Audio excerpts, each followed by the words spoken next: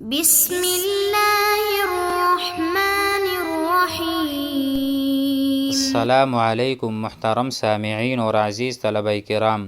امید کرتا ہوں کہ آپ تمام احباب خیر و عافیت سے ہوں گے۔ آج کا ہمارا سبق نمبر 116 ہے، جس میں ہم شاعر ارکروس ابن زید کو پڑھیں گے۔ شاعر کا تعارف یہاں مذکور نہیں، البتہ اشعار کو پڑھتے ہیں اور اسے سمجھنے کی کوشش کرتے ہیں۔ وقال الكروس ابن زید رأتنی ومن لبس المشیب فأملت غنائی فکونی آملا خیر آملی لئن فرحت بی معقل عند شیبتی لقد فرحت بی بین ایدی القوابل اہل به لما استہل بصوته حسان الوجوہ لینات الانامل۔ ترجمہ سمجھتے ہیں۔ رأتنی، اس نے مجھے دیکھا، یعنی میرے قبیلے نے مجھے دیکھا۔ ومن لبس المشیب، اور اسی طرح میرے قبیلے نے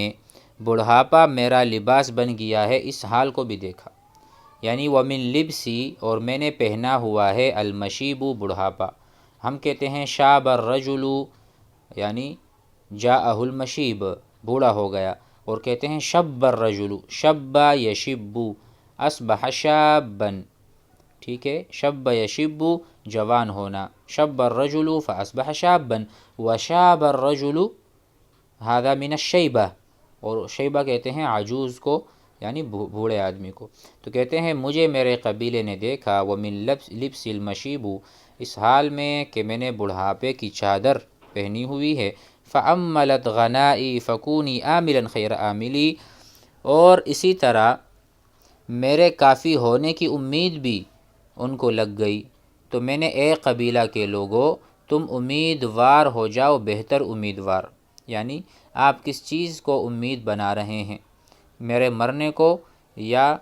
میرے کام کو؟ تو کہتے ہیں میرے قبیلے نے مجھے دیکھا، حالانکہ بڑھاپا میرا لباس بن گیا ہے، اور حوادثات کے لیے میرے کافی ہونے کی امید کی انہوں نے۔ تو میں نے بھی کہا اے قبیلے والو، کونی، ہو جاؤ، عاملاً، اچھے، خیر عاملی، اچھی امید لگائے رکھو،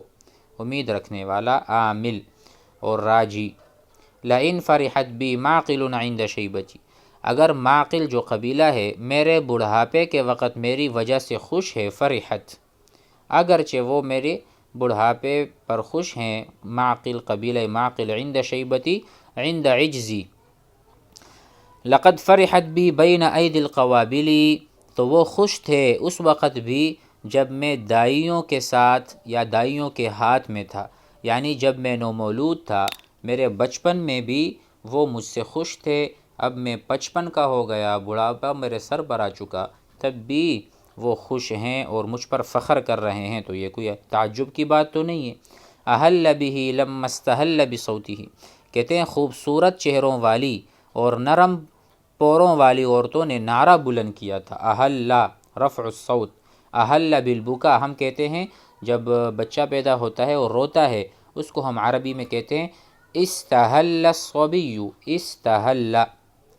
ٹھیک ہے، اس نے آواز نکالی، تو کہتے ہیں اہل، احلال سے ہے، آواز کو اونچا کرنے سے ہے۔ اہل به لما استہل بصوته، جب بچے نے آواز نکالی تھی تو خوبصورت عورتوں اور خوبصورت چہرے والی عورتوں نے بھی نعرہ بلند کیا تھا۔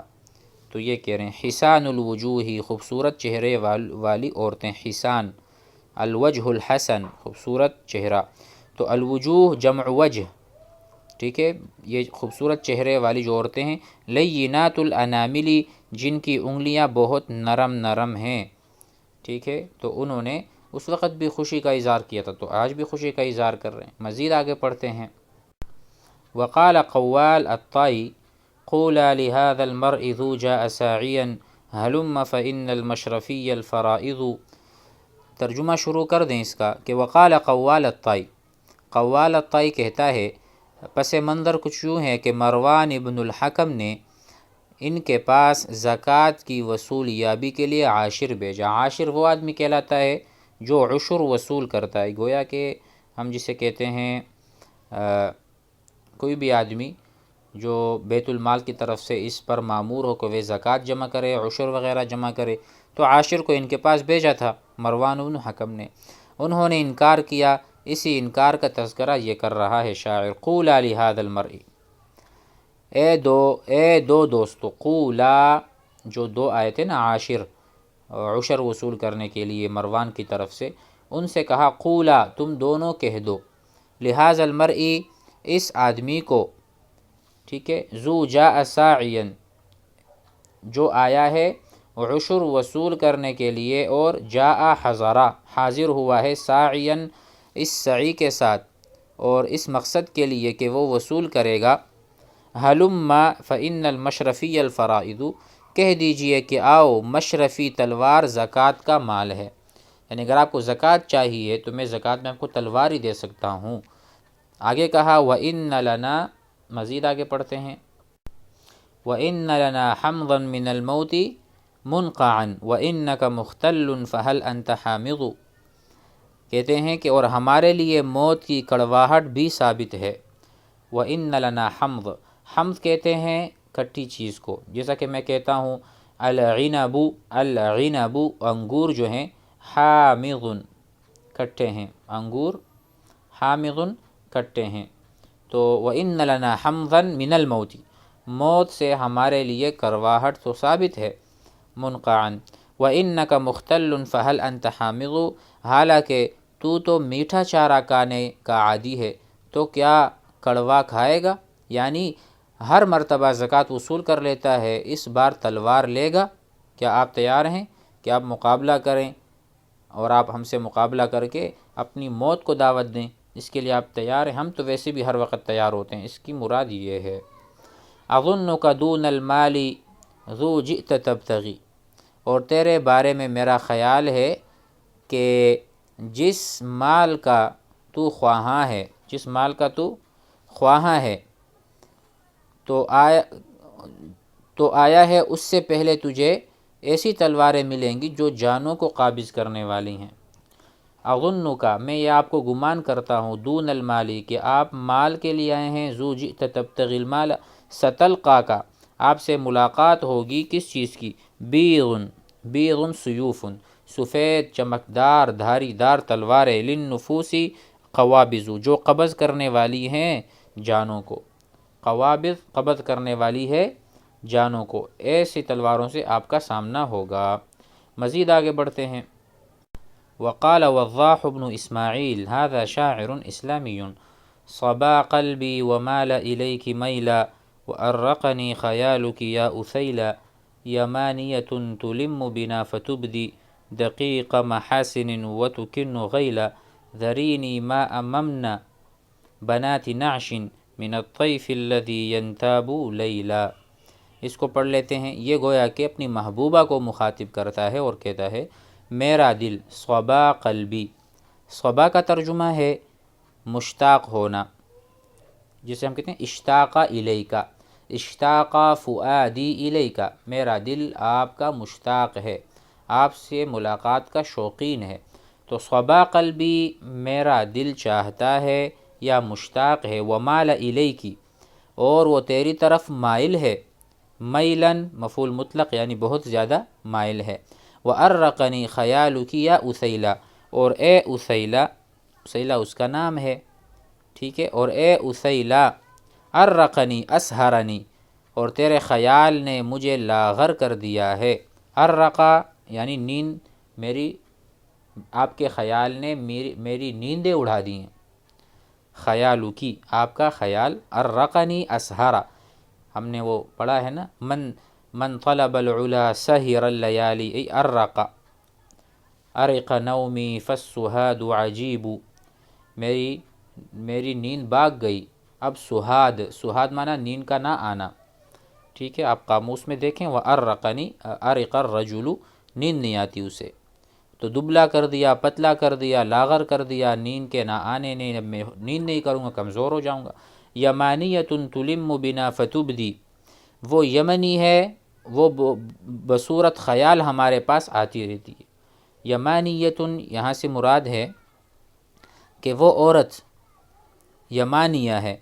یعنی وہ یمنی ہے، یمن کی رہنے والی ہے، تلم بنا، تنزل بنا، علم بالشیء نزل به، علم بمکان نزل به، کسی جگہ پر نازل ہونا، تو وہ ہمارے اوپر نازل ہوتی ہے، اس کا خیال، فتبدی تو وہ ظاہر کرتی ہے، فتظہر دقیق محاسن وتکن غیلا، ہمارے پاس آتی رہتی ہے، سو وہ باریک حسن کو ظاہر کرتی ہے اور موٹاپے، پنڈلیوں وغیرہ کو چھپاتی ہے۔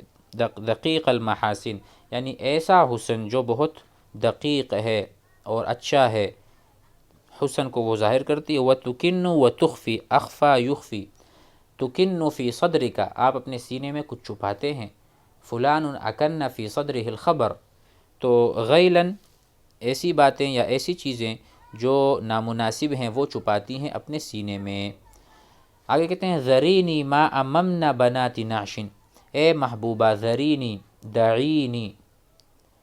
دعنی اور دعینی، دعنی تو ہے مذکر کے لیے مجھے چھوڑ دو، اترکنی، اور مؤنث کے لیے دعینی اور اترکینی، مجھے چھوڑ دو اے محبوبہ، جب تک گھوڑے شام کی طرف میں واقع بنات نعش ستاروں کا ارادہ کریں، یعنی جب گھوڑے ملک شام کا ارادہ کریں اس خیال سے جو رات کو بار بار آتا رہتا ہے۔ کہہ رہے ہیں ما اممنا ما دمنا، مجھے اس وقت تک چھوڑو جب تک بنات نعش،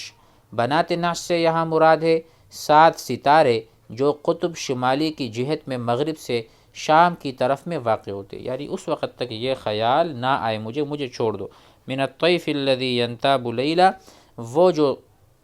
خیال ہے، اطیاف ہیں، طیف خیال کو کہتے ہیں، وہ جو خیال آتا رہتا ہے ہر وقت، نوبہ بنوبہ، وقتاً فوقتاً، تو اس سے مجھے خلاصی دے دے اور مجھے چھوڑ دے۔ ولیکن ان اردت فہیجینا اذا رمقت باعینها سہیلا فانک لو رأیت الخیل تعدو عوابس یتخذن النقع ذیلا رأیت على متون الخیل جنا تفید مغانما وتفید نیلا۔ ترجمہ کرتے ہیں ولیکن ان اردتی، لیکن اگر تو چاہے تو ہمیں اس وقت برانگیختہ کر، فہیجن ہیجا یہیجو، برانگیختہ کرنا ابھارنے کے معنی میں آتا ہے، اگر آپ چاہتی ہیں تو ہمیں برانگیختہ کریں، ابھارے، اذا رمقت باعینها سہیلا، اس وقت جب گھوڑے اپنی آنکھوں سے سہیل ستارے کو دیکھیں، یعنی جو یمن میں ہے، یعنی اگر ہم شام کا سفر کریں تو خیال میں نہ آ تاکہ تیرا تصور سفر میں رکاوٹ نہ بنے، ہاں جب یمن کا سفر ہو تو پھر کوئی حرج نہیں کیونکہ محبوبہ یمنی ہے۔ تو یہ کہتے ہیں کہ جب میں لڑائی کے لیے، جنگ کے لیے میدان کی طرف جاؤں تو خیال نہ آیا کر، ٹھیک ہے۔ فَإِنَّكِ لَوْ رَأَيْتِ الْخَيْلَ تَعْدُو عَوَابِسَ، اگر تو گھوڑوں کو دیکھے جب کہ وہ چیں بجبیں ہو کر دوڑ رہے ہوں، اس حال میں کہ غبار کو انہوں نے دامن بنایا ہو، یعنی تیز رفتاری کی حالت میں ہو، اس وقت کم از کم ایک خیال اسیلا کا خیال نہ آیا کرے۔ عوابس، عوابس یہاں پر حال ہے، مراد ترش رو، یتخذنا ای یخترنا، جب یہ اختیار کرتے، النقع غبار کو، ذیلا اپنا دامن، یعنی بہت تیز رفتار گھوڑے جب دوڑ رہے ہوں اس وقت ایک خیال تو نہ آیا کر، رکاوٹ بن جاتا ہے۔ رأیت علی متون الخیل جنا، تو گھوڑوں کی پشتوں پر جن دیکھے گی، یعنی وہ شہسوار اپنے محیر العقول کارناموں میں جنات کی طرح ہیں۔ تفید مغانما و تفید نیلا، جو غنیمت بھی دیتے ہیں، غنائم کا فائدہ پہنچاتے ہیں اور دشمنوں کے مقصد کو فوت کرتے ہیں۔ وتفید افات یفید، فوت کرتا ہے، نیلا دشمنوں کا جو ارادہ ہے اس کو ختم کر دیتا ہے۔ گویا کہ اپنے بہادری کی طرف اشارہ ہے کہ جب میں بہادری کے لیے میدان میں بہادر ہو کر نکلوں تو اے خیال تو نہ آ کر تو میرے حوصلے کو پست کر دیتا ہے۔ امید ہے کہ آج کا سبق بھی سمجھ میں آ گیا ہوگا۔